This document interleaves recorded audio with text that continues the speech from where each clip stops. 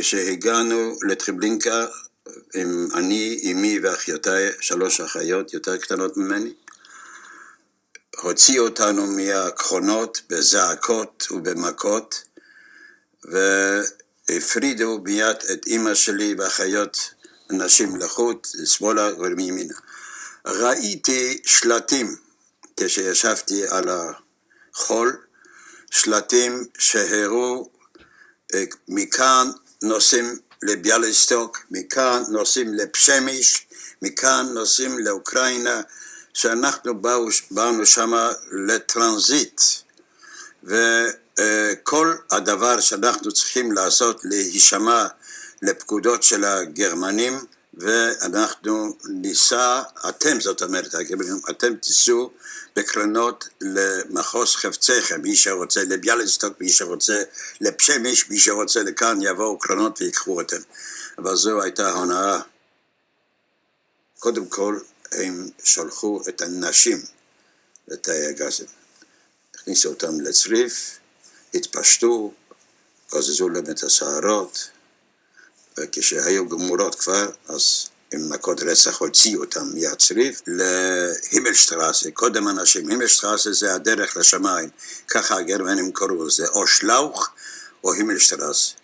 היה דרך 2-3 מטר אולי, מגודר בשני הצדדים ומוסווה עם ענפים שלא ראו שום דבר מה שנעשה, ובתוך השלאוך הזה, בתוך ההימלשטרסה, עמדו גרמנים, אוקראינים עם כלבים, והם נשכו בכל חלקי העבר של אנשים, ונכנסו לתאי הגזים.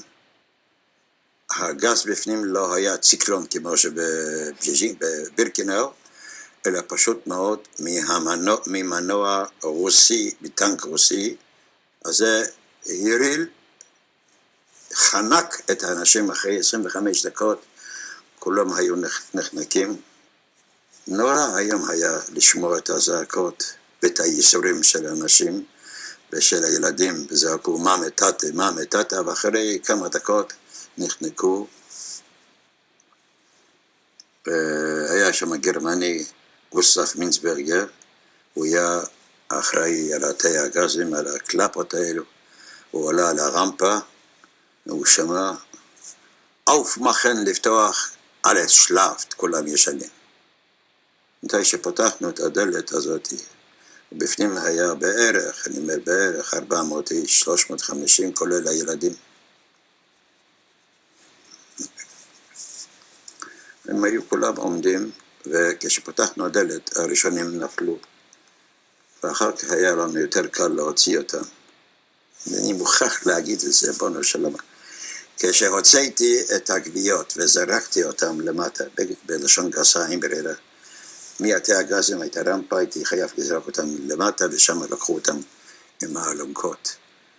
כמעט כל אחד ואחד, ודיברנו מהרופאים גם בארץ, כל אחד נאנח, הוציא את האוויר האחרון, כי זה לא היה גז מרעיל, זה היה עשן רק. מאחורי התאי הגזים היה להם חדר אחד, ושם היו 4 או 5 בחורים ליד תאי הגז. קראו להם דנטיסטים. הם עמדו מתאי הגזים עד לבור. 3-4 דנטיסטים עם קערה, מים, ואני נעצרתי, הוא פתח את הפה עם המלקחיים שלו, וחיפש והוציא את שני הזהב או משהו אחר. וככה שהלכנו עם הגבייה וזרקנו אותה לבור, וזהו היה הסיבוב שעשינו עוד פעם על יד הדנטיסטים. אז הבאגר, אמרתי לך, מה זה באגר? זה המנוף שהוא חפר. אז היו שני תפקידים. פעם אחת הבאגר הזה חפר את הבורות, בפעם השנייה הוא הוציא את החלקי גוויות מהבורות.